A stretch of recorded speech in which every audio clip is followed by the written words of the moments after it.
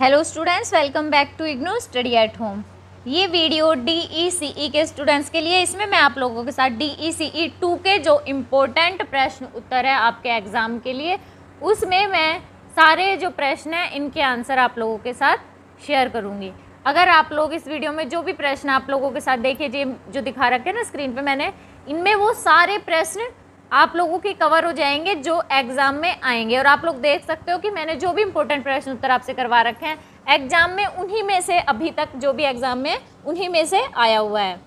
तो अगर आप लोगों को इसकी PDF भी परचेज करनी हो तो डिस्क्रिप्शन बॉक्स में मेल ID दिया गया है, वहाँ से आप कॉन्टैक्ट करके PDF परचेज कर सकते हो। आपको पूरे जो प्रश्न उत्तर है उसकी फुल PDF मिल जाएगी। अगर आप DECE 1, 2 और 3 तीनों की PDF परचेज करना चाहते हो तो आप लोगों को ये आपको 100 रुपीज़ में तीनों की मिल जाएगी। और अगर आपको सिंगल लेनी हो तो आपको 40 रुपीज़ पर PDF प्राइस होगा। तो सबसे पहले एक इम्पोर्टेंट प्रश्न आता है, भोजन के प्रमुख कार्य। ये छोटा भी आता है और फिर बड़ा भी आता है।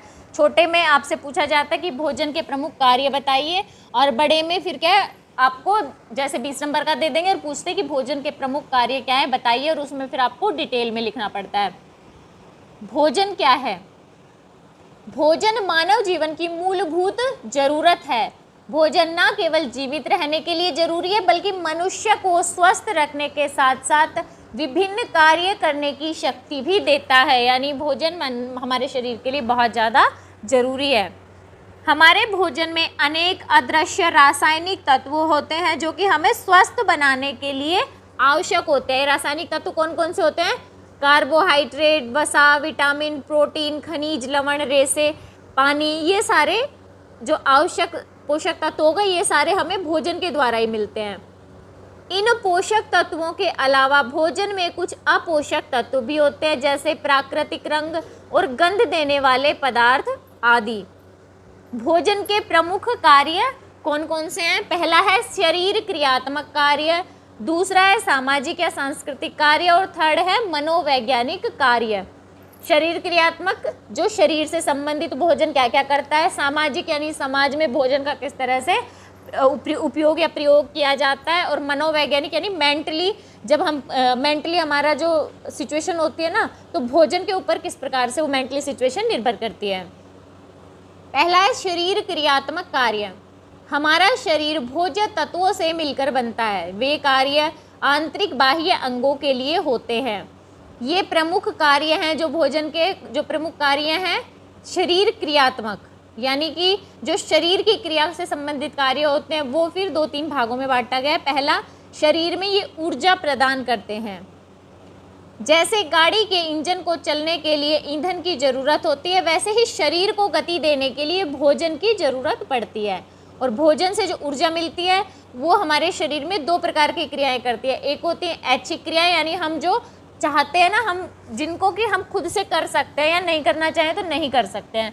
और एक होती है अनैच्छिक क्रियाएं, हम चाहें या ना चाहें वो शरीर के अंदर हो रही होती हैं। तो ऐच्छिक क्रियाएं होती हैं जो मनुष्य के नियंत्रण में होती हैं, जैसे उठना, भागना, चलना, दौड़ना आदि। इसके बाद अनैच्छिक क्रियाओं में आता है जो मनुष्य के नियंत्रण में नहीं होती, जैसे दिल का धड़कना, सांस लेना, रक्त परिवहन आदि। तो ये सब चीज़ें भोजन से हमें ऊर्जा मिलती है ना, उन्हीं से ये कार्य हो रहे होते हैं।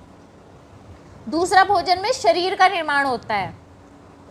जन्म से मृत्यु तक हमारे शरीर निर्माण का कार्य चलता रहता है, और भोजन के शरीर निर्माण कार्य निम्नलिखित है। जैसे जन्म से लेकर वयस्क अवस्था तक शरीर की वृद्धि करना और नए तंतुओं का निर्माण करना, शरीर में टूटे फूटे तंतुओं की मरम्मत करना, वयस्क अवस्था में शारीरिक रचना को बनाए रखना।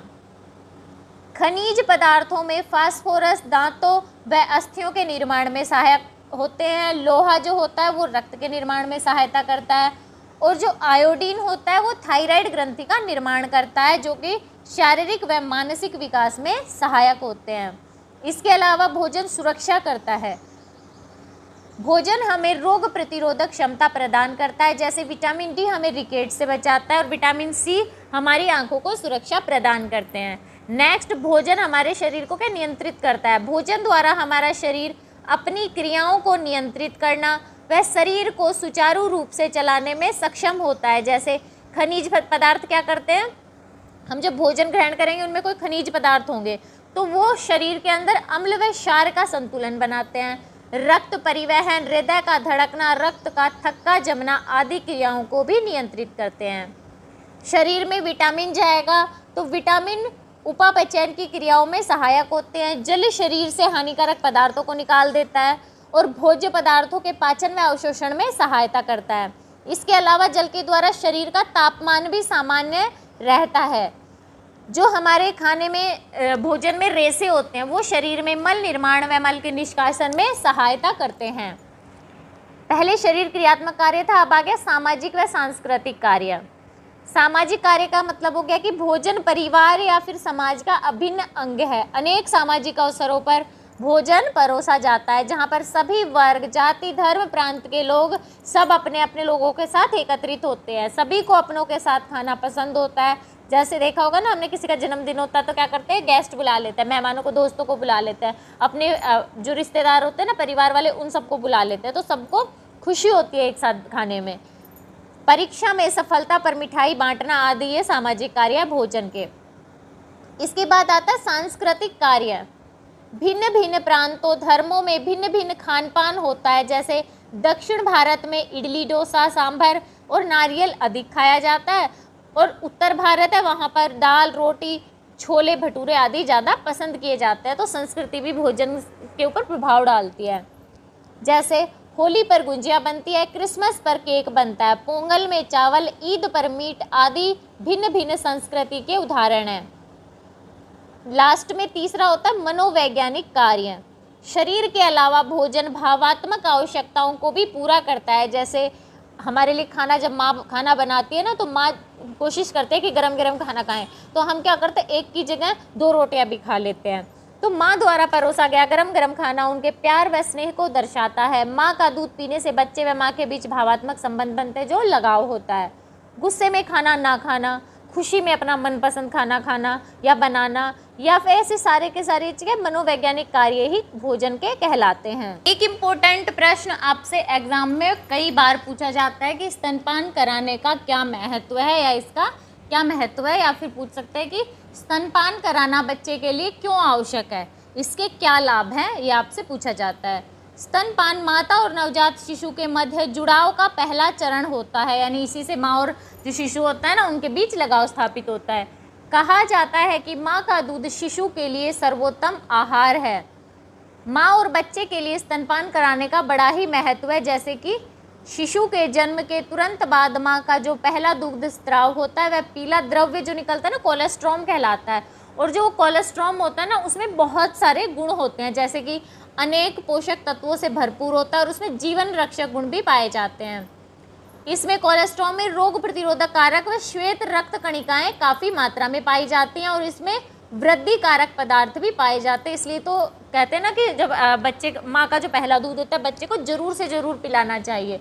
तो ये स्तनपान का महत्व ही हो गया कि बच्चे को देखिए वृद्धि कारक तत्व मिल रहे हैं, रोग प्रतिरोधक क्षमता बढ़ रही है, जो सफ़ेद रक्त कणिकाएँ होती है वो बढ़ रही हैं, काफ़ी सारे इसके फ़ायदे हैं।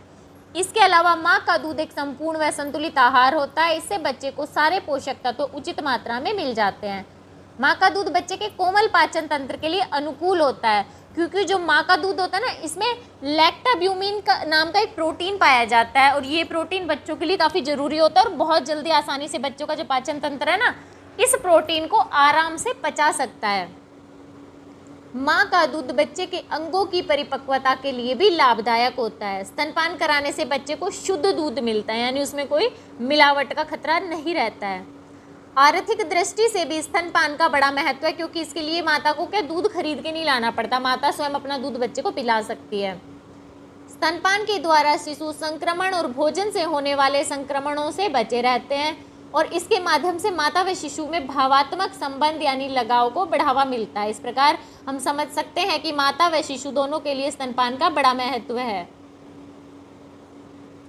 गर्भवती महिला के लिए आहारों की योजना बनाते समय किन पहलुओं को ध्यान में रखना चाहिए, यानी एक महिला है जो गर्भवती है, तो उनके लिए जब हम आहार की योजना बनाएंगे तो उनमें उस टाइम हम क्या क्या चीज़ें ध्यान में रखेंगे, क्योंकि नॉर्मल जो लोग, जैसे हम नॉर्मल हैं, हमारे लिए अगर हम आहार योजना बनाएंगे तो गर्भवती या फिर स्तनपान कराने वाली महिला होते हैं उनके लिए काफ़ी चीज़ें एक्स्ट्रा ज़रूरत होती है और कुछ चीज़ें ऐसी होती है जो उनको नहीं चाहिए होती, तो ये चीज़ हमें ध्यान रखनी है।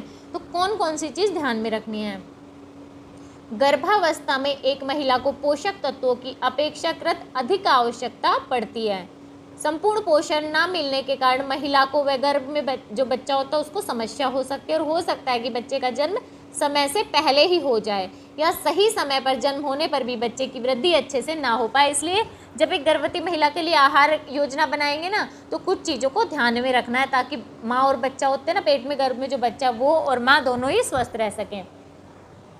पौष्टिक तत्वों की पर्याप्तता, उपलब्धता, स्वीकृति एवं आय के अलावा कुछ और चीज़ों का ध्यान भी रखा जाना चाहिए, जैसे आहार नियोजन किसके लिए किया जा रहा है। अब आप सोचेंगे कि किसके लिए क्या, जब लिखा हुआ है गर्भवती के लिए तो नहीं, इसमें यह है कि जो पहले 3 माह हैं उनके लिए अलग आहार योजना होती है, बाद में जो 3 से 6 महीने होते हैं उनके लिए अलग होती है, बाद में 6 से 9 महीने के लिए जो गर्भवती होते हैं उनके लिए अलग अलग चीज़ें आवश्यक होती हैं। तो ये चीज़ें हमें ध्यान में रखनी है कि स्त्री कौन से त्रिमास में है, पहले 0 से 3 महीने या दूसरे में 3 से 6 महीने या फिर तीसरे त्रिमास यानी 6 से 9 महीने में गर्भवती है। उसकी आय का क्या वर्ग है, यानी मध्यम वर्ग से संबंधित है, उच्च वर्ग से या निम्न वर्ग आय वर्ग से, यानी हम उसी हिसाब से उनके लिए आहार योजना बनाएंगे ना। मान लीजिए उन लोगों के पास इतने पैसे नहीं कि अफोर्ड कर पाए, हम लिख दें ड्राई फ्रूट्स खाने चाहिए, है ना, बहुत सारे जो महंगे फल है वो उनके आहार में हम ऐड कर दें, तो ये नहीं कर सकते हम। तो हमें ये भी ध्यान रखना है कि उनके आय वर्ग क्या है।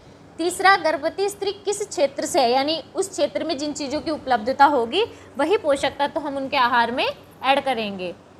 गर्भवती महिला के लिए निम्न पोषक तत्वों की मात्रा ज़्यादा होनी चाहिए, जैसे ऊर्जा देने वाले पोषक तत्व, कार्बोजोर वसा, प्रोटीन, कैल्शियम और लौह तत्व, ये सब उसमें होने चाहिए। और गर्भवती महिला के आहार में तीनों खाद्य वर्ग के खाद्य पदार्थ शामिल करेंगे, जिससे उसे अधिक मात्रा में अनाज, दालें, दूध व दूध से बने पदार्थ, हरी पत्तेदार सब्जियां देंगे। अगर महिला मांसाहारी है तो उसे मांस, मछली, अंडे भी दे सकते हैं। इसके अलावा प्रतिदिन 1 गोली लौह तत्व की भी देनी चाहिए, जिसमें 60 mg लौह तत्व होगा और उसमें 500 mg फोलिक एसिड महिला को मिलेगा। उसके बाद हम ध्यान रखेंगे कि गर्भवती महिला को क्षेत्र विशेष या परिवार विशेष में बनने वाले खाद्य पदार्थ दे सकते हैं जो कि पोषण से भरपूर हो, जैसे उत्तर भारत में पिन्नी या पंजीरी दी जाती है, दक्षिण भारत में पायसम व पश्चिम भारत में मेथी पाक बहुत प्रसिद्ध होता है जो कि गर्भवती महिला को दिया जाता है। इनको भी हम आहार योजना में चुन सकते हैं।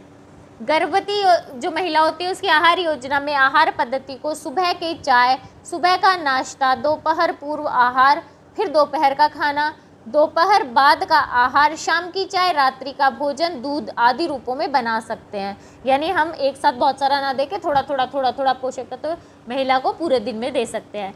यानी गर्भवती महिला दिन में बार बार थोड़ा थोड़ा आहार जरूर ले। सुबह के समय होने वाली समस्याओं के बचाव के लिए चाय के साथ रस या बिस्किट जरूर लें। जलन व भारीपन से बचाव के लिए अधिक वसायुक्त, तले भुने, अधिक मसाले वाले जो पदार्थ होते हैं वो हमें आहार में नहीं चुनने हैं। कब्ज से बचने के लिए अधिक से अधिक रेशेदार फल व सब्जियां दें, जैसे साबुत अनाज, दालें, चने, हरे पत्तीदार रेशे युक्त सब्जियां। महिला के आहार में कम से कम 4 से 5 गिलास पानी डेली जरूर होना चाहिए। इसके अलावा नारियल पानी, लस्सी, नींबू पानी आदि भी लेते रहना चाहिए। इस प्रकार निम्न बातों को ध्यान में रखकर अगर हम जो गर्भवती महिला उसके लिए आहार पत्ती बनाएंगे, आहार नियोजन करेंगे ना, तो गर्भवती व शिशु दोनों को ही सारे जो जरूरी पोषण है वो आसानी से मिल जाएंगे। एक प्रश्न पूछा जाता है कई बार कि गर्भवती महिला के लिए दोपहर का संतुलित आहार बताना है। दोपहर के समय आप कैसा आहार देंगे कि जो उसके लिए संतुलित आहार हो, सारे पोषक तत्वों और संपूर्ण आहार साबित हो, और उसमें आप कौन कौन से पोषक जो आहार देंगे ना, कौन कौन से पोषक तत्व उससे मिलेंगे ये भी बताना है। गर्भवती महिला के लिए दोपहर का संतुलित आहार बनाने के लिए हम खाद्य वर्गों को ध्यान में रखकर दोपहर के लिए आहार बनाएंगे। जैसे गर्भवती महिला के लिए दोपहर के लिए एक संतुलित आहार है कि प्रॉपर जो लंच होता है ना उसमें सारी चीज़ें होनी चाहिए। चपाती हो गई, सब्जी हो गई, पुलाव, आलू पालक की सब्जी या कस्टर्ड, ये सारी चीज़ें उनको देंगे। तो इसके लिए किस किस चीज़ की हमें ज़रूरत पड़ेगी? इसके लिए हमें 20 ग्राम आटा, 40 ग्राम चावल, जड़ व कंदमूल 60 ग्राम, यानी जो आलू होते हैं ना वो जड़ या कंदमूल में ही आते हैं, शर्करा, चीनी या गुड़ 10 ग्राम, वसा व तेल 10 ग्राम, दूध 125 ml, हरी पत्तेदार सब्जियां जैसे पालक हो गया, कोई भी अगर आप और सब्जी बनाना चाहो जैसे आलू मेथी बनाना चाहो तो आप मेथी ऐड कर सकते हैं। यहाँ पे आलू पालक है तो 100 ग्राम पालक। अन्य सब्जियां जैसे फलियां हो गई, गाजर हो गया, वो हम जो पुलाव बनाएंगे उसमें डालने के लिए 80 से 100 ग्राम लगभग फली या गाजर हो गई। इन खाद्य पदार्थों का प्रयोग करके हम गर्भवती महिला के लिए दोपहर के भोजन में चपाती, आलू पालक की सब्जी, कस्टर्ड और पुलाव बना सकते हैं। इनसे मिलने वाले पोषक तत्व गर्भवती को संपूर्ण पोषण प्रदान करेंगे। अब जो हमने आहार योजना बनाई है और जो खाना बनाया है उससे महिला को कौन कौन से पोषक तत्व मिलेंगे। इसमें महिला को अनाज से ऊर्जा और प्रोटीन मिलेगा। जब महिला दूध पिएगी तो उससे उसे प्रोटीन व कैल्शियम मिलेगा। पालक जैसी हरी पत्तेदार सब्जियां होंगी उससे उन्हें विटामिन मिलेंगे, मिनरल मिलेंगे। आलू कार्बोज व ऊर्जा प्रदान करेगा। वसा यानी घी तेल जो होती है ना वो वसा प्रदान करेगी। और जो गाजर फलियाँ सब्जियां हो गई वो विटामिन प्रदान करेंगी। तो ये पोषक तत्व मिलेंगे। अब वो गर्भवती महिला के लिए था। कभी कभी पूछ सकते हैं कि जो शालापूर्व बच्चे होते हैं उनके लिए आहार नियोजन कैसे करें, गर्भवती महिला के लिए।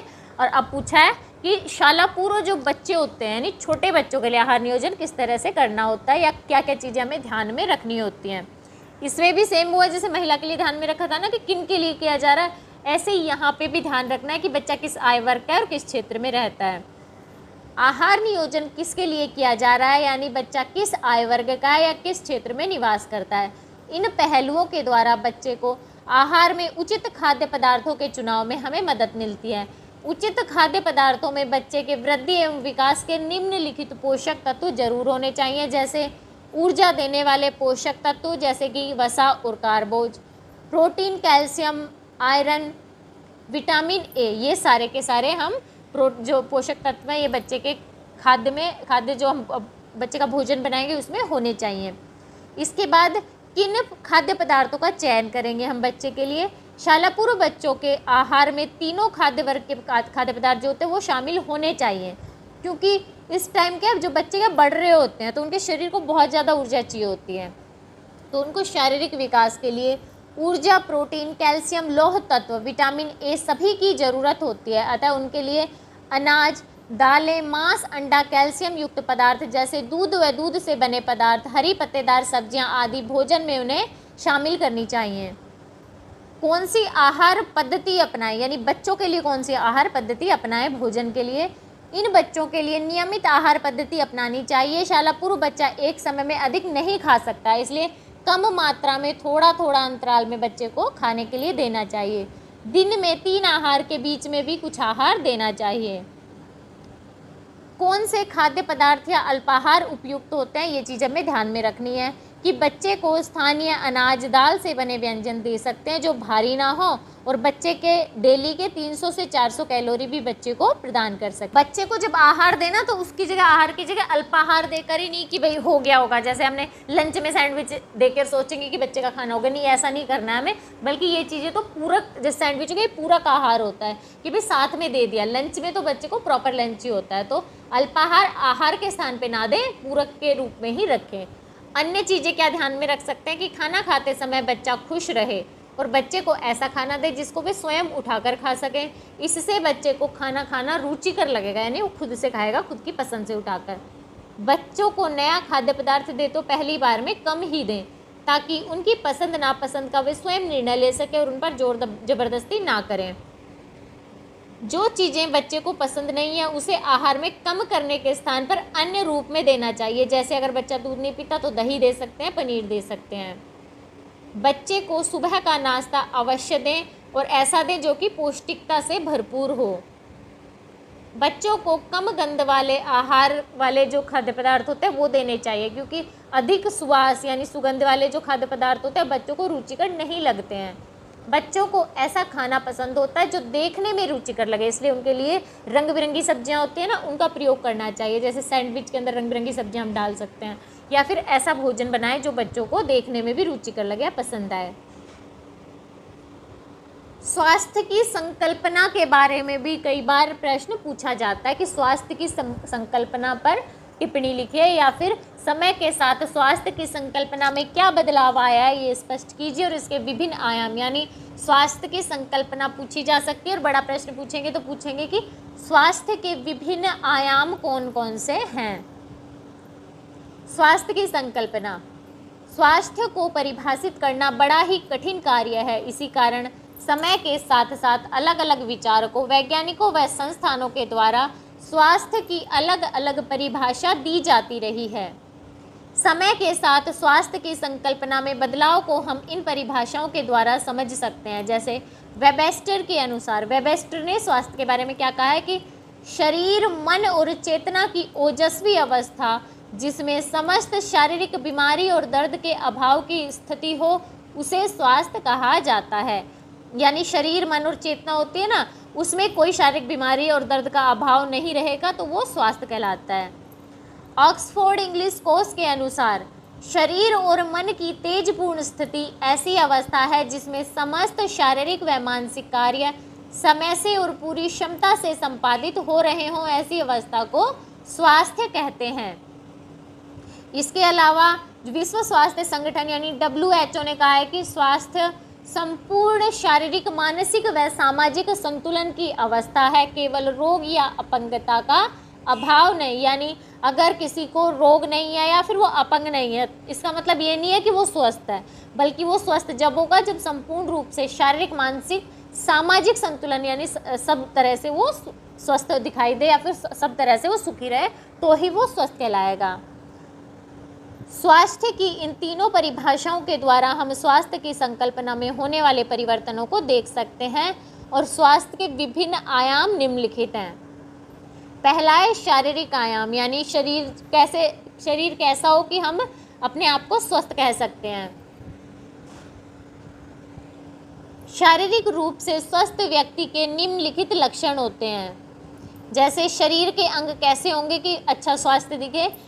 शरीर में जो व्यक्ति होता है उसका बाहरी व्यक्तित्व ऐसा हो कि व्यक्ति चुस्त और फुर्तीला हो, बाल चमकदार हो, सिर की त्वचा स्वस्थ हो, गले की ग्रंथियां बढ़ी हुई ना हो, त्वचा चिकनी, हल्की, तैलीय व साफ रंग की हो, आंखें चमकदार व साफ हो तथा उनके नीचे काले धब्बे ना हो, होठ गुलाबी रंग के व आर्द्र होने चाहिए, जीभ गुलाबी रंग की घाव रहित हो और मसूड़े अच्छे गुलाबी रंग के, मजबूत तथा सूजन व रक्त स्राव से रहित होने चाहिए, व्यक्ति के दांत सीधे, साफ व सफ़ेद होने चाहिए, उदर बाहर निकला हुआ नहीं होना चाहिए और जो अस्थि पंजर होते हैं ना उनका आकार ठीक होना चाहिए, व्यक्ति का वजन लंबाई, आयु और शारीरिक बनावट के अनुपात में होना चाहिए, उसकी मुद्रा झुकी हुई ना हो यानी शरीर झुका हुआ ना हो, बाजू व टांगे सीधी हो तथा पेट अंदर और छाती बाहर की तरफ आ रही हो, मांसपेशियां अच्छी, विकसित व मजबूत हो और मानसिक नियंत्रण के हिसाब से वो ध्यान केंद्रित करने की उसमें क्षमता और चिड़चिड़ापन व बेचैनी भी उसके अंदर नहीं होनी चाहिए, व्यक्ति को उचित भूख लगती हो और पाचन क्षमता अच्छी होनी चाहिए और निद्रा के टाइम उसे गहरी नींद आती हो, पाचन व अवशोषण उसका नियमित व सामान्य होना चाहिए। स्वास्थ्य का जो मानसिक आयाम है वो किस तरह से होना चाहिए कि व्यक्ति को मानसिक रूप से भी स्वस्थ कहा जाए। मानसिक रूप से स्वस्थ व्यक्ति वह होता है जो आंतरिक अंतर्द्वंद से मुक्त हो, यानी हर समय किसी टेंशन में ना सोचता रहे ना, ऐसा नहीं होना चाहिए, जिसे हमेशा स्वयं को कोसने या स्वयं पर दया करने की आदत ना हो, जिसमें विभिन्न व्यक्तियों व परिस्थितियों के अनुकूल रहने की क्षमता हो, जो दूसरों के भावों के प्रति संवेदनशील हो, जिसका अपनी भावनाओं विशेषकर क्रोध, ईर्ष्या, भय और आत्मग्लानि आदि पर नियंत्रण हो, वो व्यक्ति मानसिक रूप से भी स्वस्थ कहलाएगा। अगर ये चीज़ें अगर उसके अंदर नहीं है तो मानसिक रूप से हम उसको बीमार कह सकते हैं। इसके बाद आता है सामाजिक आयाम, स्वास्थ्य का सामाजिक आयाम। सामाजिक आयाम के अंतर्गत व्यक्ति को सामाजिक रूप से स्वस्थ रहने के लिए जो लक्षण दिखने चाहिए वो होते हैं कि व्यक्ति जीवन के प्रति सकारात्मक दृष्टिकोण वाला होना चाहिए, हमेशा दूसरों के प्रति अच्छा व्यवहार रखे, व्यक्ति का व्यवहार या व्यक्तित्व मोहक होता है, दूसरों के प्रति अपने कर्तव्यों एवं दायित्वों का सही से निर्वाह करे, स्वस्थ अंतर्व्यक्तिक संबंध रखे और असहमति को भी सकारात्मक रूप से स्वीकार करे। ये नहीं है कि किसी ने मना कर दिया तो गुस्सा करे या बुरा माने या फिर घुटता रहे ना, उसे भी स्वीकार करे कि हाँ भाई अब दूसरे ने मना कर दिया तो मना कर दिया। तो ये सारी चीज़ें होंगी तो व्यक्ति सामाजिक रूप से भी स्वस्थ माना जाता है। इसके बाद आता है आध्यात्मिक आयाम, यानी आध्यात्मिक रूप से स्वस्थ व्यक्ति कब माना जाएगा कि व्यक्ति सत्कार्य करना, दूसरों को हानि ना पहुंचाना, अच्छाई व न्याय की मूल शक्तियों में विश्वास करना, दूसरों की आवश्यकताओं को समझना और उन्हें पूरा करना, सदैव कर्तव्य और जिम्मेदारी के प्रति आबद्ध रहना, ये सब अगर गुण रहेंगे तो व्यक्ति आध्यात्मिक रूप से भी स्वस्थ रहेगा। लास्ट है व्यावसायिक आयाम। व्यावसायिक आयाम के अंतर्गत एक व्यक्ति व्यावसायिक यानी कि आर्थिक रूप से भी स्वस्थ होना चाहिए, और वो स्वस्थ जब माना जाएगा जब वह व्यवसाय की प्रकृति, उसके परिणाम, उसमें आने वाली कठिनाइयाँ समाज के विभिन्न वर्गों में उस व्यवसाय की प्रतिष्ठा के अनुरूप स्वयं को हीन या श्रेष्ठ समझता है, क्योंकि इससे उसकी निजी उपलब्धि व मान सम्मान में वृद्धि होती है। तो ये आपके स्वास्थ्य के विभिन्न आयाम हो गए। अलग अलग समय पर स्वास्थ्य की अलग अलग परिभाषाएं दी गई और उसी के आधार पर एक व्यक्ति को स्वस्थ तभी कहेंगे जब वह मानसिक, शारीरिक, आर्थिक रूप से स्वस्थ माना जाए, स्वस्थ दिखाई देगा। विभिन्न परिभाषाओं के आधार पर स्वास्थ्य के कुछ आयाम बताए गए हैं जो कि शारीरिक, मानसिक, सामाजिक, आध्यात्मिक और व्यावसायिक यानी आर्थिक आयाम आदि हैं।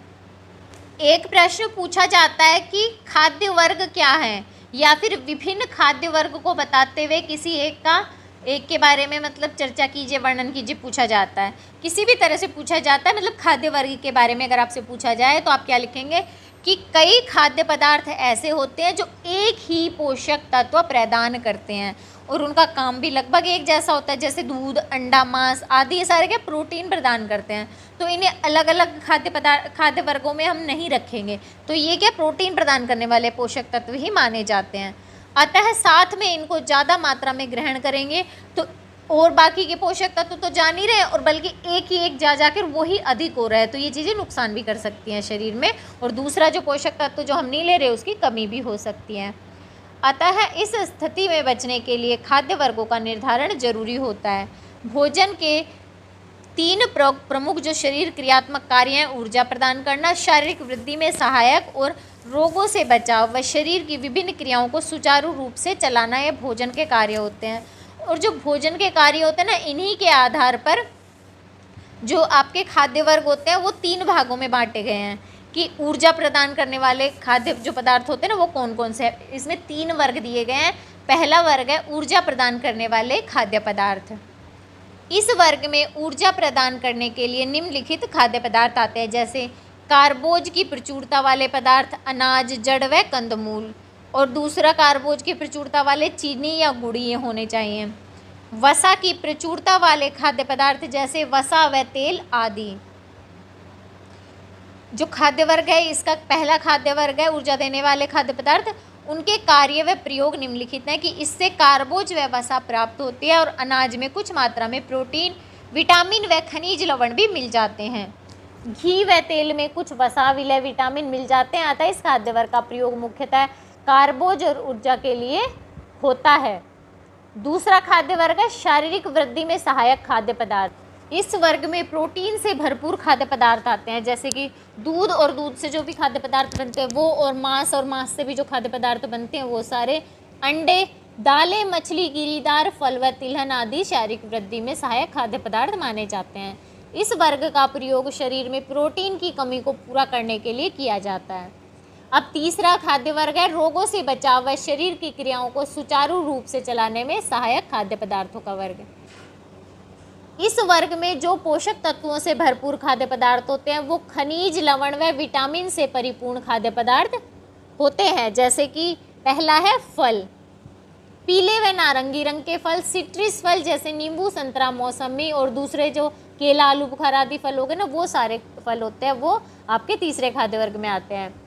कुछ जैसे सब्जियां, हरी पत्तेदार सब्जियां, पालक, मेथी, चौलाई, सरसों, पीले या नारंगी रंग की सब्जियां जैसे गाजर और सीताफल, अन्य सब्जियां जैसे बैंगन, भिंडी, गोभी, पत्ता गोभी, ये सारी भी तीसरे खाद्य वर्ग में आती हैं। ये सब खाद्य पदार्थ कैरोटीन, विटामिन सी और खनिज लवणों के स्रोत होते हैं। तो आपके भोजन के जो हो गए ना विभिन्न खाद्य वर्ग हो गए, भोजन के कार्यों के अनुसार 3 खाद्य वर्ग हो गए। अब आपसे पूछा जाता है कि जल विलय विटामिन और वसा विलय विटामिन जो होते हैं वो कौन कौन से होते हैं। अलग तरह से भी पूछ सकते हैं और बस सीधा आपसे पूछ सकते हैं विटामिन ए, बी या सी, मतलब जो भी विटामिन पूछना होगा उसका नाम देके आपसे उसके बारे में पूछ सकते हैं। इनमें कुछ होते हैं जल विलय विटामिन, कुछ होते हैं वसा विलय विटामिन। वसा विलय विटामिन जैसे जो हम ग्रहण करते हैं तो वो शरीर में जाते हैं, अपना काम करते हैं, वसा के अंदर मिल जाते हैं। और अगर हम जैसे अधिक मात्रा में ग्रहण करते हैं तो शरीर में इकट्ठे होते रहते हैं, तो ज़रूरी नहीं उनको रोज ही लिया जाए, इसलिए वो वसा विलय विटामिन कहलाते हैं। दूसरे होते हैं जल विलय विटामिन। वो विटामिन ऐसे होते हैं हम उन्हें भले अगर ज़रूरत से ज़्यादा भी ले लें तो वो शरीर में नहीं रहते, वो जल के साथ उत्सर्जित कर दिए जाते हैं, नहीं जल के साथ वो हमारे शरीर से बाहर आ जाते हैं, तो वो जल विलय विटामिन कहलाते हैं। जल विलय विटामिन में आपके विटामिन सी होता है और इसके अलावा आपका विटामिन जो B12 होते हैं ना, वो B12 और विटामिन सी जो होता है वो आपके जल विलय विटामिन कहलाते हैं। और इसके अलावा बाकी जो विटामिन ए हो गया, आपका विटामिन डी, विटामिन ई और विटामिन के, ये सारे आपके वसा विलय विटामिन होते हैं। विटामिन ए क्या है? जब विटामिनों की खोज हुई थी तो सर्वप्रथम विटामिन ए की खोज हुई थी।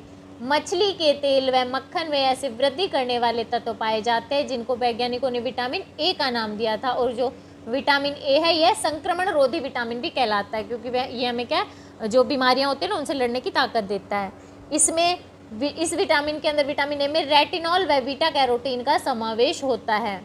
अब विटामिन ए के कार्य कौन कौन से हैं? विटामिन ए का कार्य वृद्धि में सहायक, यह शरीर की वृद्धि विशेषकर हड्डियों व कोमल ऊतकों की वृद्धि के लिए सहायक होता है।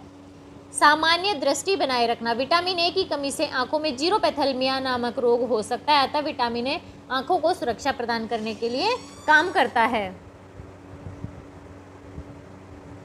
नेक्स्ट, बीमारियों से बचाव। इसमें रोग प्रतिरोधी तत्व पाए जाते हैं और जो विटामिन ए है इसे संक्रमण रोधी विटामिन भी कहा जाता है, क्योंकि संक्रमण को रोक के शरीर में बीमारियां होने से बचाता है। विटामिन ए कोशिकाओं को स्वस्थ रखता है, यह त्वचा व आंखों के एपिथेलियम, ऊतक, श्वसनीय तंत्र आदि अन्य कोशिकाओं को स्वस्थ रखने में मदद करता है। पुरुषों में सामान्य जननीय कार्य के लिए आवश्यक होता है। बीटा कैरोटीन हार्ट जो पेशेंट होते हैं उनमें हार्ट रोग को रोकने में भी मदद करता है। विटामिन ई के खाद्य स्रोत हैं, कुछ खाद्य स्रोत इनके जंतुओं से मिलते हैं, कुछ वनस्पति से मिलते हैं। तो जो जंतुओं से मिलते हैं वो है दूध, पनीर, मक्खन, घी, अंडे की जर्दी, मछली के जिगर का तेल, मांस आदि। और वनस्पति जगत से जो विटामिन ए मिलता है वो मिलता है हरी पत्तेदार सब्जियां जिनका रंग गहरा हरा होता है ना, वो उसमें अधिक कैरोटीन होता है, जैसे पालक, चौलाई, धनिया, पुदीना, मेथी, लौकी आदि। गाजर, चुकंदर, टमाटर जैसी लाल पीली सब्जियां, इनके अंदर भी विटामिन ए पाया जाता है। और पीले जो पके हुए फल होते हैं जैसे आम, पपीता आदि में भी विटामिन ए पाया जाता है। विटामिन बी, दूसरा आता है विटामिन बी। विटामिन बी जल में घुलनशील विटामिन है। अब आप लोगों को मैं सारे विटामिन इसके अंदर बता दूंगी, लेकिन अगर आपसे अलग अलग पूछा जाएगा तो आप बता दीजिएगा, या पूछा जाए ना जल विलय विटामिन कौन से हैं और वसा विलय विटामिन कौन से हैं, तो आपको बी और सी विटामिन है उसको अलग करके बताना होगा। और बाकी अगर आपके जो वसा विलय में विटामिन पूछे जाएंगे ना तो बी और सी के अलावा सारे विटामिन आप लोग बता देना। विटामिन बी जो विटामिन है ये जल में घुलनशील विटामिन है। और विटामिन बी जो होता है ना एक विटामिन ही है, ये बहुत सारे विटामिनों का समूह है। यह शरीर में अगर ज़्यादा चले जाएं तो जल के साथ निष्कासित कर दिए जाते हैं। यह एक विटामिन ना होकर विटामिनों का समूह है। इसकी कमी के कारण कमजोरी, एकाग्रता में कमी, पाचन संबंधी रोग हो सकते हैं। विटामिन बी के अंतर्गत आने वाले जो विटामिन है, पहला है थायमिन यानी B1। थायमिन विटामिन की खोज बेरी रोग के उपचार के दौरान हुई थी, जो 1885 में तकाकी नामक डॉक्टर ने इस बीमारी को पहचाना था। उन्होंने नेवी के लोगों का उपचार करने के लिए उनके आहार में परिवर्तन किया था और बाद में जो चावल की ऊपरी परत होती है उससे विटामिन बी को जो थायमिन होता है उसको अलग किया था और फिर उससे बेरी रोग का उपचार किया था। थायमिन का काम होता है कि विटामिन व कार्बोज को पचाने में सहायता करता है, ऊर्जा के लिए ग्लूकोज का अवशोषण करता है। पाचन संस्थान की मांसपेशियों की गति को सामान्य रखता है ताकि भूख भी सामान्य रहे। तंत्रिका तंत्र के उचित कार्य के लिए जरूरी होता है और शक्ति के लिए आंतरिक अवयवों को ऊर्जा प्रदान करता है थायमिन। थायमिन के खाद्य स्रोत हैं साबुत अनाज, बाकी मटर, सेम, दालें, खमीर, हरी सब्जियां, फल, मांस, यकृत, मछली, अंडे का पीला भाग आदि भी थायमिन के स्रोत हैं। दूसरा विटामिन बी का एक भाग है कि राइबोफ्लेविन यानी B2। पहला है थायमिन, दूसरा है राइबोफ्लेविन या फिर B2। यह पीले रंग का वर्णक होता है जो कि जल में घुलनशील है, जल में घुल जाता है। गर्मी व अम्ल में यह स्थिर रहता है और रोशनी में यह नष्ट हो जाता है। यह रवेदार पीला रंग लिए होता है और अधिकतर पादप वर्ग जो होता है ना, उनमें ये पाया जाता है राइबोफ्लेविन। इसके कार्य हैं प्रोटीन, कार्बोहाइड्रेट, वसा के चयापचय में सहायता करता है और राइबोफ्लेविन नियासिन का निर्माण भी करता है। इसके खाद्य स्रोत है वनस्पति जगत पदार्थों में यह अधिक मिलता है और मांस, दूध, मछली, अनाज में भी इसकी काफ़ी मात्रा पाई जाती है। यह साबुत अनाज और दालों में भी मिलता है, परंतु इसका परिष्करण यानी उन दालों को क्या पॉलिश कर दी जाती है ना, रिफाइन कर दिया जाता है, तो ये ख़त्म हो जाता है। खाद्य पदार्थों का अंकुरण व खमीरीकरण करके भी राइबोफ्लेविन को बढ़ाया जा सकता है। इसके बाद विटामिन बी का तीसरा विटामिन है नियासिन या निकोटेनिक अम्ल। नियासिन की खोज पेलाग्रा रोग के उपचार में हुई। पेलाग्रा रोग इतना खतरनाक रोग है कि इसमें व्यक्ति के मानसिक दिमाग के मस्तिष्क का रोग होता है पेलाग्रा, और इसमें जो व्यक्ति होता है उसकी मृत्यु भी हो जाती है। ये रोग इतना खतरनाक होता है, तो इसमें रोगी को खमीर दिया जाता है। खमीर में जो पेलाग्रा को ठीक करने वाला तत्व है उसी को नियासिन नाम दिया गया है। नियासिन सुई के आकार का सफ़ेद रवेदार पदार्थ है जिस पर अम्ल, ताप व क्षार का कोई भी प्रभाव नहीं पड़ता है। इसके प्रमुख कार्य हैं कि यह पाचन तंत्र, नाड़ी तंत्र, त्वचा के सामान्य क्रियाशीलता के लिए आवश्यक होता है। ग्लूकोज में ऊर्जा निर्माण में सहायता करता है। कार्बोज, वसा व प्रोटीन के चयापचय में भी सहायता करता है और कोएंजाइम्स का निर्माण करने में सहायता करता है। इसके खाद्य पदार्थ हैं पहला है सूखा खमीर। इसके अलावा यह यकृत, दालों, साबुत अनाज, मांस, मछली, दूध, अंडा व कुछ सब्जियों में भी मिलता है। नियासिन ट्रिप्टोफेन नामक अमीनो अम्ल के द्वारा शरीर के अंदर निर्मित होता है। फिर दूध जो होता है वो ट्रिप्टोफेन का मुख्य स्रोत माना जाता है जो कि शरीर में नियासिन बना सकता है। नेक्स्ट है विटामिन बी का एक विटामिन फोलिक एसिड या फोलिक अम्ल। यह एक अत्यावश्यक विटामिन है जिसे फोलोसिन भी कहा जाता है। यह स्वतंत्र फोलेट व आबद्ध फोलेट के रूप में शरीर में रहता है। गर्म करने पर यह नष्ट हो जाता है। इसके प्रमुख कार्य हैं रक्त निर्माण में सहायता करता है। रक्त कोशिकाएं जो होती हैं ना वो 3 प्रकार की होती हैं, लाल रक्त कणिका, श्वेत रक्त कणिका और तीसरी बिंबाणु। फोलिक एसिड लाल रक्त कणिकाओं के निर्माण में सहायता करता है। फोलिक एसिड के स्रोत हैं हरी पत्तेदार सब्जियां, सूखा खमीर, अंकुरण गेहूं, यकृत, गुर्दे, साबुत अनाज, मूंगफली, मेवे, सोयाबीन, अंडा आदि में ये पाया जाता है। इसके अलावा कंदमूल, अन्य सब्जियां, पालक, फलों में भी कुछ मात्रा में आपका फोलिक एसिड मिलता है। इसके बाद है विटामिन B12 यानी कि कोबालामिन। यह एक रक्तवर्धक, रक्त अल्प आरोधी भी कहलाता है। यानी जो आपका विटामिन B12 है ये रक्त को बढ़ाने वाला भी कहलाता है और जो रक्त की कमी होती है ना उसको दूर करने वाला भी कहलाता है, क्योंकि यह लाल रक्त कणिकाओं के निर्माण में सहायता करता है। आमाशय में स्थित आमाशय रस में विद्यमान पदार्थ इसके अवशोषण में सहायता करते हैं। B12 के कार्य हैं कि यह पाचन तंत्र, तंत्रिका तंत्र व अस्थि मज्जा के सुचारू कार्य करने के लिए जरूरी होता है।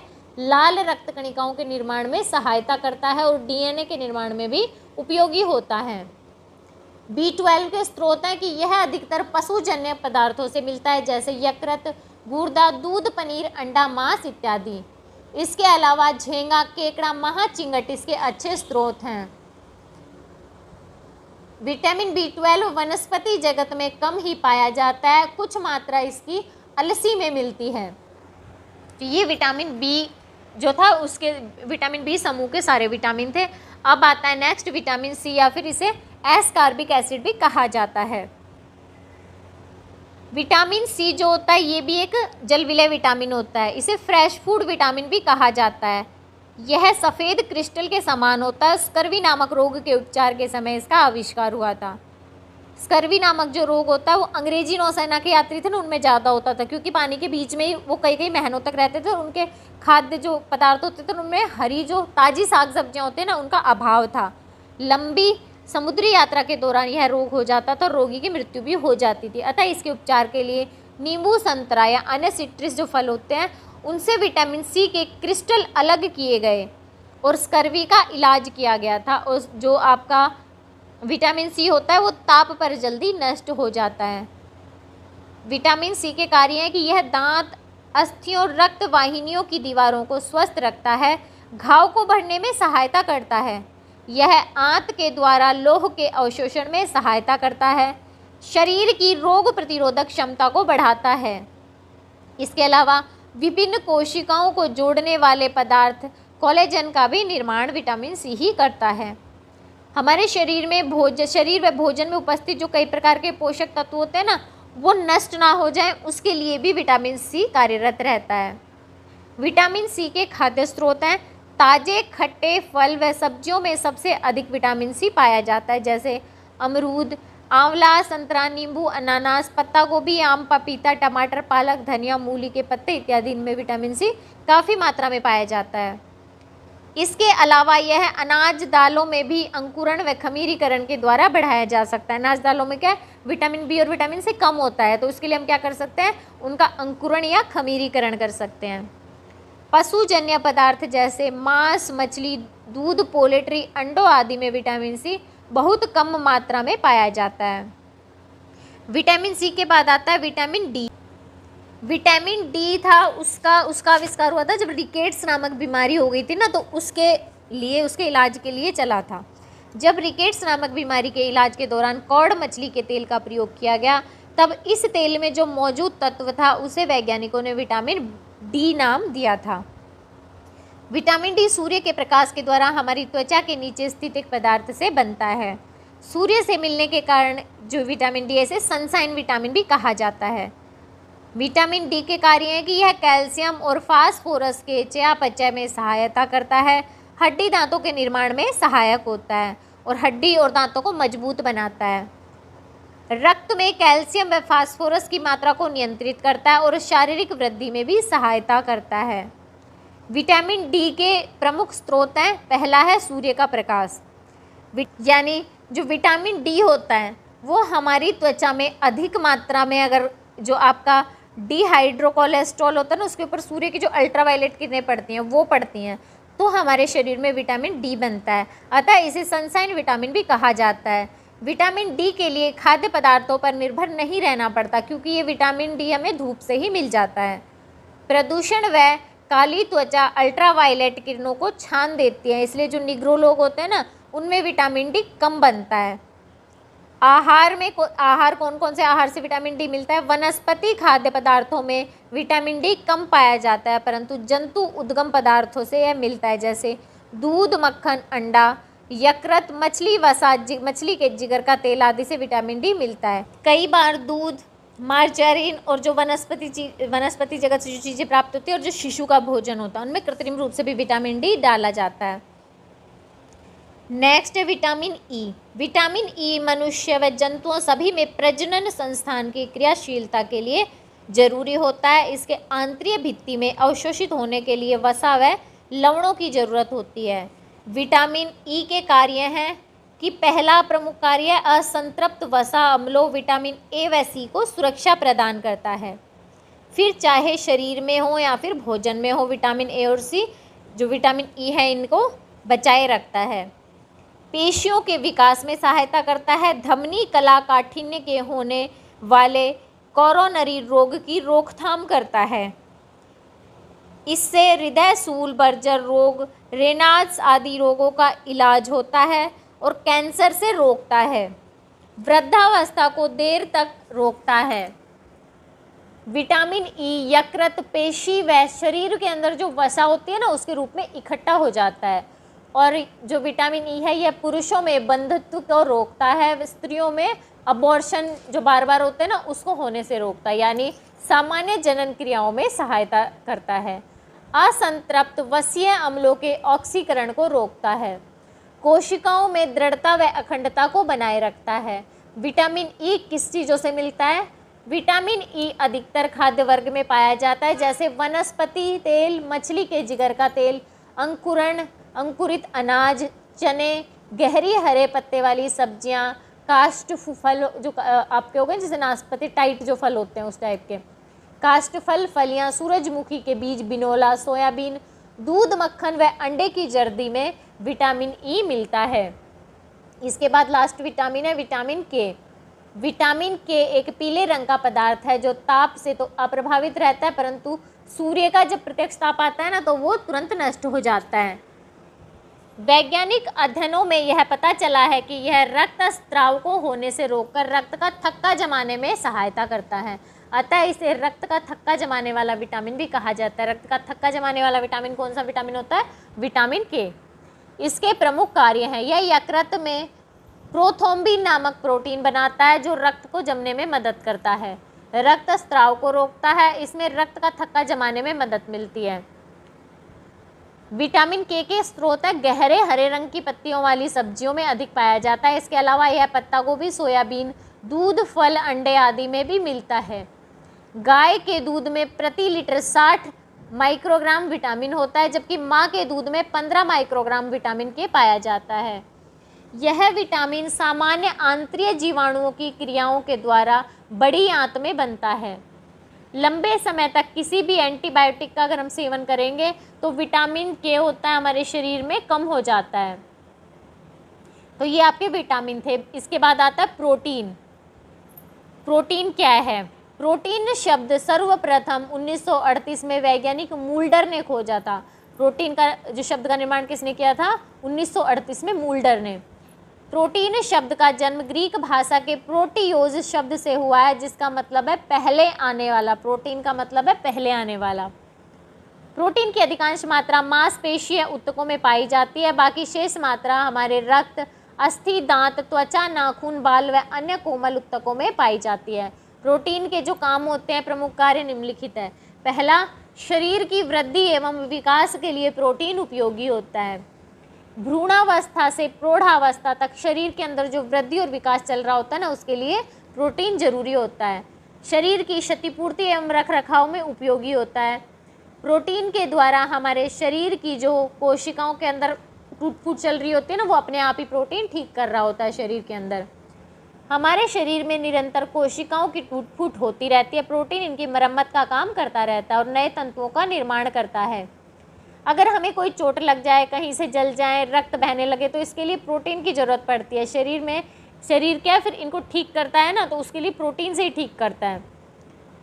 फाइब्रिन नामक प्रोटीन से खून का बहना रुक जाता है। नेक्स्ट, प्रोटीन शरीर में ऊर्जा का उत्पादन करता है। शरीर को ऊर्जा व शक्ति प्राप्त करने के लिए प्रोटीन मदद करता है। 1 ग्राम प्रोटीन से लगभग 4 कैलोरी ऊर्जा प्राप्त होती है। नेक्स्ट, प्रोटीन रोग प्रतिरोधक क्षमता उत्पन्न करने में उपयोगी है। शरीर को रोगों से और अन्य संक्रमण से बचाकर रखने के लिए प्रोटीन हमारे शरीर में रोग प्रतिरोधक क्षमता बढ़ाने में उपयोगी होता है। इसके अलावा अन्य विभिन्न क्रियाओं में सहायक। वास्तव में प्रोटीन ऐसा तत्व है जो जन्म के समय से हमारे अंत तक शरीर में सभी क्रियाओं, वृद्धि, विकास, शरीर निर्माण, नव तंतुओं के निर्माण में सहायता करता है। प्रोटीन हमें किन किन चीज़ों से मिलता है? प्रोटीन वनस्पति जगत और पशु जगत दोनों खाद्य पदार्थों में पाया जाता है। पशु जगत से जो प्रोटीन मिलता है वह अधिक समय तक हमारे शरीर में रहता है, जैसे मांस, मछली, अंडा, चिकन, दूध, पनीर आदि। और जो वनस्पति जगत होता है ना, उनसे जो प्रोटीन मिलता है वो हमें मिलता है सूखे मेवे, मूंगफली और सोयाबीन आदि से। चार्ट दिया गया है जिसमें प्रोटीन की मात्रा के बारे में बताया गया कि हमें किस चीज़ से कितना प्रोटीन मिलता है। ये चीज़ हमें इसमें लिखने की ज़रूरत नहीं है। नेक्स्ट आता है कार्बोज। क्या है कार्बोज या फिर कार्बोहाइड्रेट? कार्बोज मुख्य रूप से उन कार्बनिक यौगिकों का समूह है जो प्रमुख रूप से 3 तत्वों जैसे कि कार्बन, ऑक्सीजन व हाइड्रोजन से मिलकर बनता है। कार्बोज वनस्पति जगत से प्राप्त खाद्य पदार्थों में अधिक पाया जाता है। इसमें ग्लूकोज, स्टार्च, शर्करा, रेशे, सेल्यूलोज आदि आते हैं। कार्बोज 2 प्रकार के होते हैं, एक होते हैं उपलब्ध कार्बोज और दूसरे होते हैं अनुपलब्ध कार्बोज। जो उपलब्ध कार्बोज होते हैं वे पाचन तंत्र के द्वारा पचा लिए जाते हैं और फिर क्या होता है, शरीर में ऊर्जा देने के लिए अपना काम कर रहे होते हैं और शरीर में उपलब्ध होते हैं, अतः इन्हें उपलब्ध कार्बोज कहा जाता है। जो उपलब्ध कार्बोज होते हैं ना वो दो तरह के होते हैं, जैसे शर्करा व स्टार्च।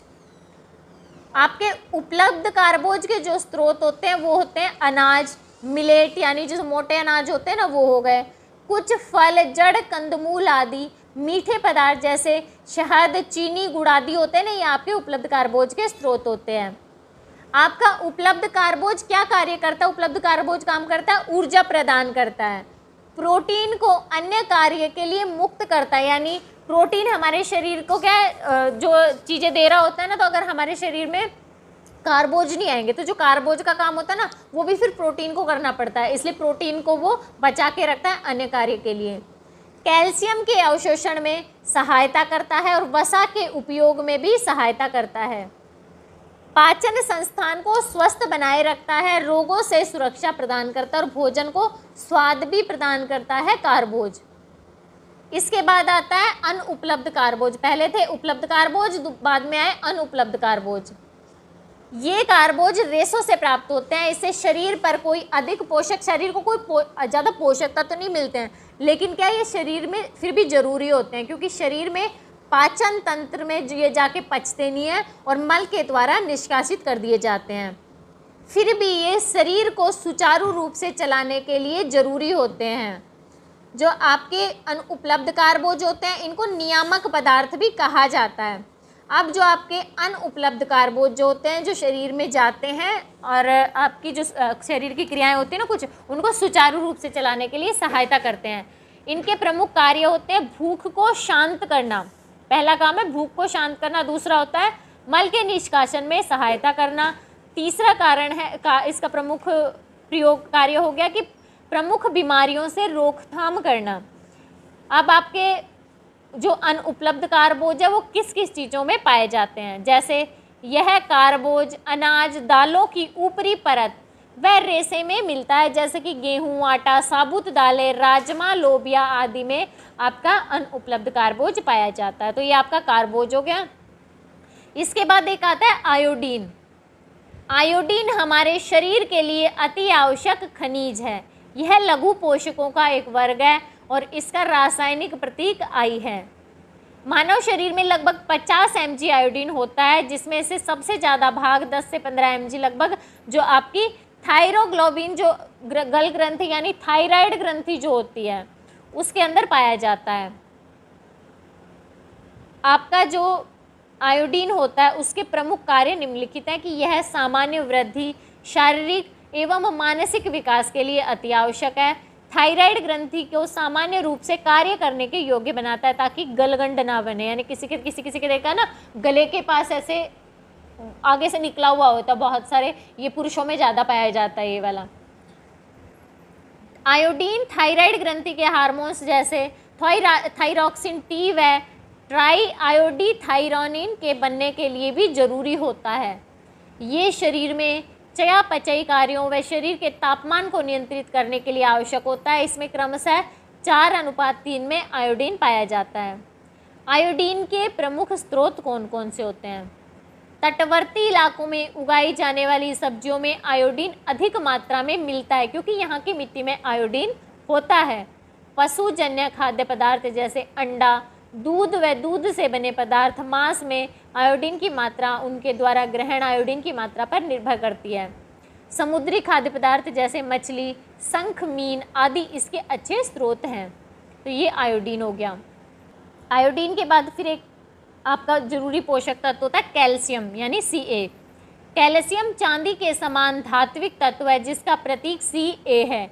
यह शरीर में व्यस्क यानी जो व्यस्क शरीर होता है ना उसके भार का लगभग 1.5 से 2% तक होता है। एक व्यस्क शरीर में 1200 ग्राम कैल्शियम होता है जिसका 98% फास्फेट के रूप में हड्डियों में पाया जाता है। बाकी जो कोमल उत्तक होते हैं ना उसमें पाया जाता है। रक्त में सामान्य रक्त कैल्शियम स्तर 9 से 11 mg पर 100 mg में होना चाहिए। अगर शरीर के अंदर हमारा जो रक्त होता है उसमें कैल्शियम कम हो जाए तो उसको क्या कहते हैं? अल्प कैल्शियम रक्तता कहते हैं, और ज़्यादा हो जाए तो उसे अति कैल्शियम रक्तता कहा जाता है। यानी कैल्शियम ज़्यादा भी नहीं होना चाहिए तो कम भी नहीं होना चाहिए। कैल्शियम के कार्य हड्डी व दांतों के निर्माण के लिए जरूरी होता है, रक्त का थक्का जमाने में सहायता करता है, शारीरिक वृद्धि में सहायक होता है, मांसपेशियों के संकुचन पर नियंत्रण करता है। कैल्शियम के स्रोत हैं, 1 लीटर गाय के दूध में लगभग 1200 mg कैल्शियम होता है और माँ के दूध में लगभग 30 mg कैल्शियम पाया जाता है। इसके अलावा जो पनीर और दही होता है उसमें कैल्शियम पाया जाता है, और दूध जो होता है ना उसमें मलाई निकालते हैं, तो मलाई निकाला हुआ दूध, मक्खन, अंडे, मछली, अनाज, दालें, बादाम, हरी पत्तेदार सब्जियां जैसे पालक, चौलाई, मूली, गाजर, भिंडी, चुकंदर, प्याज आदि, इसमें भी कैल्शियम पाया जाता है। हमें हमारे रोज़ के जो पीने का पानी होता है उससे भी लगभग 200 mg कैल्शियम मिल जाता है। कैल्शियम के अवशोषण में जो सहायता करते हैं पोषक तत्व वो होते हैं विटामिन डी, प्रोटीन और कार्बोज। यानी शरीर के अंदर कैल्शियम का अवशोषण अच्छे से तब होगा जब हमारे शरीर में उचित मात्रा में विटामिन डी भी हो, प्रोटीन भी हो और कार्बोज भी होना चाहिए। वसा क्या है? वसा भी एक कई बार आपसे एग्जाम में पूछा जाता है। वसा कार्बोहाइड्रेट का जो कार्बोज या फिर जो प्रोटीन है उसी की तरह एक आवश्यक पोषक तत्व है। और जो ये क्या वसा हमारे शरीर में जो ऐसे भोजन पदार्थ होते हैं ना उनके अंदर ऐसी चिकनाई होती है जो आपको वनस्पति जगत से भी जो खाद्य पदार्थ होते हैं ना उनसे भी मिलती है, और जो आपके जंतु जगत से जो खाद्य पदार्थ आप खा रहे हैं ना उनके अंदर भी आपको वसा मिलती है। जैसे जंतुओं में वसा चर्बी के रूप में होती है और वनस्पति पदार्थ जैसे अनाज, बीज व फलों में ये तेल के रूप में पाई जाती है। वसा के द्वारा कार्बोहाइड्रेट से दुगने से भी ज़्यादा ऊर्जा प्राप्त होती है। जैसे 1 ग्राम कार्बोहाइड्रेट से 4 कैलोरी ऊर्जा मिलेगी, तो वहीं 1 ग्राम अगर वसा लेंगे ना तो 9 कैलोरी ऊर्जा प्राप्त होती है। वसा एक कार्बनिक यौगिक होता है जो कार्बन, हाइड्रोजन व ऑक्सीजन के रासायनिक संयोग से बनती है। वसा का निर्माण एक ग्लिसरॉल पदार्थ या फिर वसीय अम्ल के संयोजन से शरीर के अंदर होता है। वसा के प्रमुख कार्य कौन कौन से होते हैं? वसा ऊर्जा का अच्छा स्रोत है। वसा सबसे पहले ऊर्जा प्रदान करती है।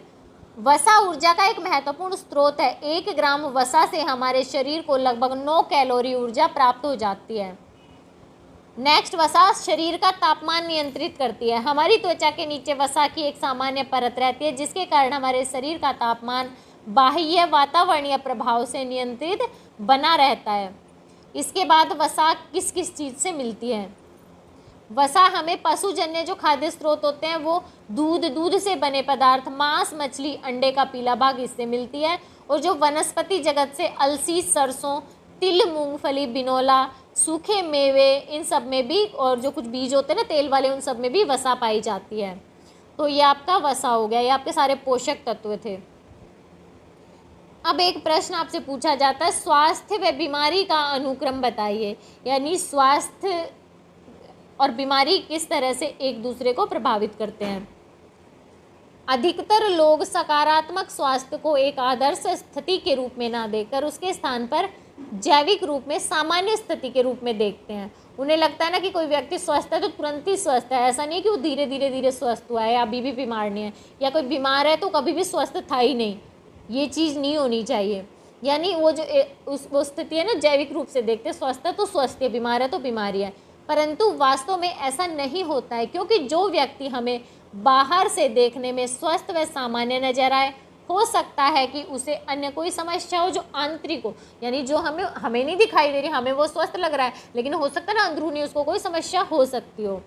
तो स्वास्थ्य और बीमारी का ये स्पेक्ट्रम या फिर अनुक्रम की संकल्पना होती है, यही बताती है कि व्यक्ति का स्वास्थ्य स्थायी नहीं रहता है, बल्कि उसमें निरंतर परिवर्तन होते रहते हैं। क्योंकि पूरी तरह से स्वस्थ होने के लिए या फिर स्वस्थ होने से लेकर फिर बीमार होने तक व्यक्ति के स्वास्थ्य में कई स्तर होते हैं, जो कि स्वास्थ्य अथवा बीमारी का स्पेक्ट्रम कहलाते हैं या अनुक्रम कहलाते हैं।